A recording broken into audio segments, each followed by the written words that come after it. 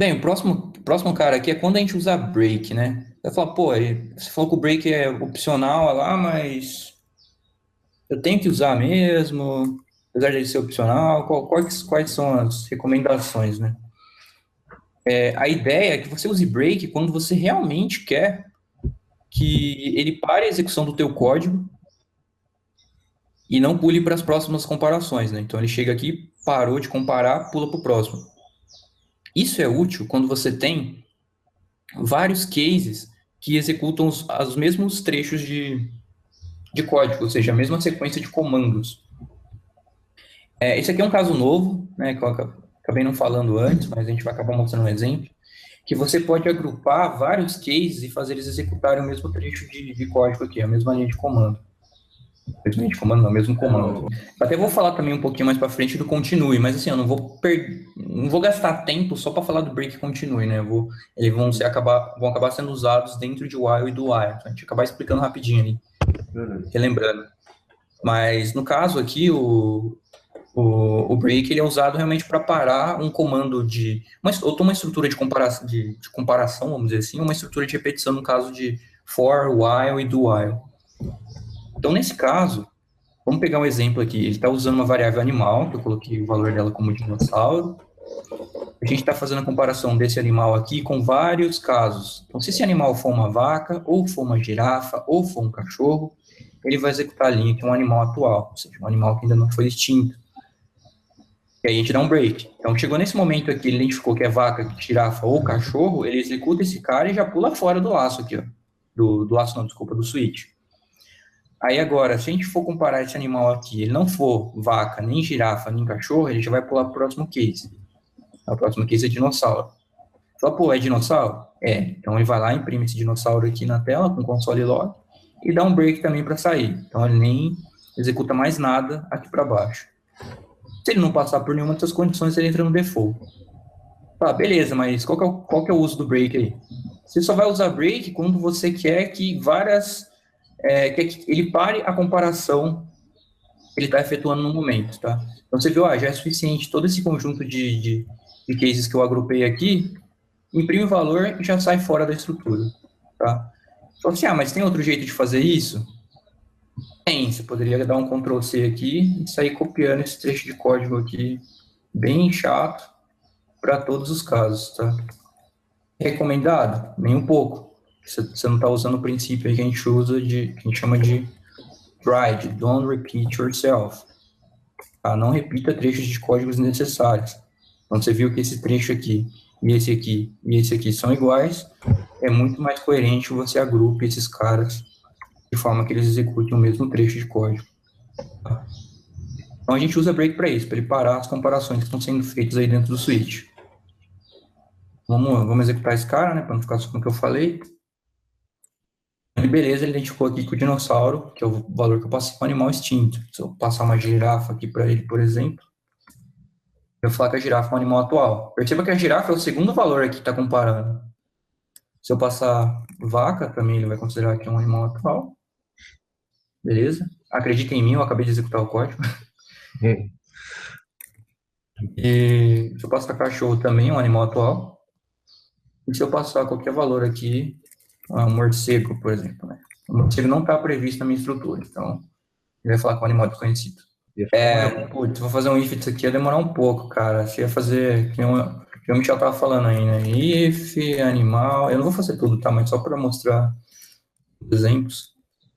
Vou colocar vaca, ou animal, Isso é ovo. igual, girafa. Aí ia ficar mais chato fazer. Putz, é muito chato, tá? E reparem também no mesma coisa que eu falei antes lá em cima, né? O valor à esquerda é sempre o mesmo. Eu estou comparando animal, animal, animal, Essa é a animal. dica, né? Então, é Essa é um a bom dica. caso. Essa é a dica. É um bom Repi- caso aqui de uso do switch. Repetiu, usa switch. Repetir o valor da esquerda, comparando com vários caras da direita, é um Usa bom switch. caso do switch. Nunca duas vezes aí. O NetBeans, lá o que eu uso, ele vê isso automaticamente. Quando ele vê que você está fazendo muita merda assim, Ele já aparece um aviso lá, usa o switch, cara, é mais fácil. Aí Ah, clica sim. nele lá, ele já transforma tudo em switch. Pô, esse é um baita benefício de IDE, né? É, Eu sim. falo porque eu programei em Java no IntelliJ e, Hum, cara, ele é cheio disso também. Falou, ó, pô, você podia usar um operador ternário aqui, por que você está usando um if else? ele sempre dá as dicas. Nossa, pode reduzir esse cara para uma linha, né? Mas tudo bem que você tem que usar o bom senso ali, talvez transformando algo em uma linha não fique tão legível quanto deixar em duas ou três, né? Ele Mas analisa friamente ali, né? ele analisa, ele tem um conjunto de regras definidas lá internamente e ele não analisa, talvez ali, se aquilo vai ficar legível ou não, né? Porque ser legível ou não é meio subjetivo, né? Não tem como você especificar tão legal assim Isso que é para legal usar máquina. uma ideia aí. Mas quem gosta de programar na unha não tem problema também. Exatamente. Quem gosta de programar na unha aí, que nem eu, Né? fica dependendo desses carinhas aqui, ó. É, DevDocs, que tem não que tem ficar conta do olhando. espaço aqui. Bem, eu vou falar um pouquinho sobre múltiplos cases agora, que é um carinha também legal. A gente, é bem parecido com o anterior aqui, né? Quando usar break, que a gente tem vários cases. Só que o interessante disso aqui é, quando você não usa break, o que pode acontecer com o teu código? Né? Vamos explicar um pouquinho o que está acontecendo aqui. Eu tenho uma entrada em que eu defino um valor, geralmente aqui sei lá, de 0 a 10, por exemplo. E baseado nessa entrada aqui, eu vou imprimir uma pergunta. Tá? Essa pergunta é, então, qual é o seu nome? Só que eu posso imprimir essa pergunta a partir de várias palavras diferentes. Então, eu posso imprimir ela só a partir do então, ou eu posso imprimir ela a partir do qual, ou posso imprimir ela a partir do seu, ou posso imprimir ela a partir do nome. Ou posso imprimir só uma interrogação.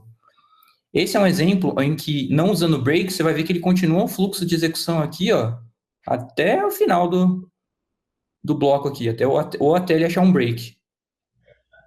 Então, eu tenho essa entrada aqui, eu tenho a saída, que é a string que vai ser exibida, e eu comparo esse valor de entrada. Então, se o cara colocou um valor 10 aqui, por exemplo, eu vou colocar esse cara aqui, ó. Então, em seguida, eu comparo. Pô, case igual a 1?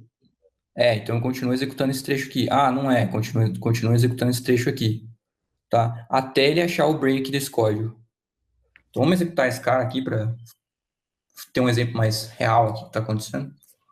Quando eu coloquei aqui, ó, entrada igual a 10, ele saiu imprimindo. Beleza, saída ele colocou um então, aí depois ele foi lá e concatenou o qual, foi lá e concatenou o, foi lá e concatenou o seu, foi lá e concatenou o nome, ou seja, ele pegou essa entrada aqui e saiu comparando ela doidado aqui, ó. Não parou de fazer as comparações, continua executando os trechos de código.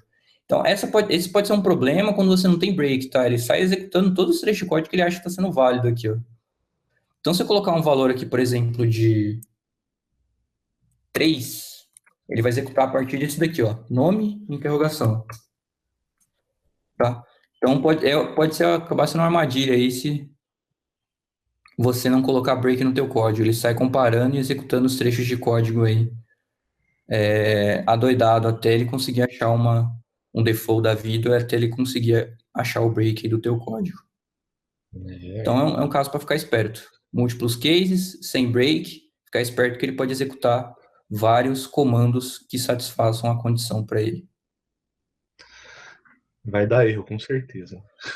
Cara, não é uma boa prática, né? Assim, é bem confuso. Tu pega esse trecho de código aqui e fala, caramba, mano, o que tá acontecendo aqui? Tá Tá comparando modificando. esse cara com 10, com 1, mas aí ele executa isso. Então, é só um exemplo aqui que pode ser um código quase que ofuscado aqui, né? Tudo bem que ainda talvez não seja tão obscuro assim o que ele está fazendo internamente, mas você pode cair nos problemas aí se você deixar para colocar o break em último caso, né? Você vai ver que ele vai executar vários caras até ele chegar na condição que satisfaz. Beleza. A ordem do default, cara, é uma coisa legal da gente saber, porque a gente está sempre assumindo que o default é o último cara que executa, né? Mas, não necessariamente. Você pode colocar o default em qualquer lugar do teu código, dentro do switch, né? Obviamente. Então, dentro do switch aqui, eu posso começar com default, não tem problema nenhum. Eu posso colocar o default e vários cases aqui. O importante para o JavaScript é como ele vai comparar os valores. Então, ele vai comparar com 1, com 42. Se ele não achar, ele vai pular para o default. Independente se o default está definido lá em cima, ou se está definido no meio, se está definido embaixo. O default aqui é como se fosse uma label para o GoTo lá da vida, sabe? Você fala, beleza, não passou em nada aqui, eu vou dar um pulo, um salto aqui para o default e executo o que tiver lá. Então, nesse caso aqui, eu passei o número 10, perceba que o número 10 ele não entra em nenhum desses dois cases aqui, e ele vai imprimir logo o número não encontrado. Tá? Se eu passar o número 1 aqui, ele realmente imprime o número 1, porque ele está no meu case. Se eu passar o número 42, ele vai imprimir o número 42. Tá? Mas se eu tiver o default em outro lugar aqui, beleza, posso colocar o default aqui entre os dois cases também, não tem problema nenhum. Fica bonito? Nem um pouco. Mas funciona também. Então, ele achou o 42. Ó. Ele achou o número 1 aqui. E aí eu vou passar um número desconhecido aqui, 1, 2, 3. Aí, número não encontrado. Tá? Então, só para ficar claro aí que a ordem do default é arbitrária, tá? O importante é que, se ele existir, ele vai ser executado caso nenhuma das condições sejam satisfeitas. Vou falar do caso agora quando você não tem default. Tá? Eu falei que o default é opcional. Beleza, mas se você não tiver o default, o que acontece? E a resposta é até clara, né? Não acontece nada, né? Simplesmente isso. Se a sua condição não for satisfeita por nenhum dos cases, ele simplesmente não vai executar nenhum bloco de código e não vai, nesse caso aqui, não vai imprimir nada. Então, a gente tem o número 10. Se ele for 1, a gente vai imprimir o número 1. Se ele for 42, a gente imprime 42, exclamação. Mas se ele não for nada, a gente simplesmente não faz nada também. Então, nesse caso, o 10, ele não imprime nada. Se eu colocar o valor 1, ele vai entrar no primeiro case. Se eu colocar o valor 42, ele entra no segundo case. Tá? Vou mostrar aí que você pode deixar o default de lado, se ele não te interessar.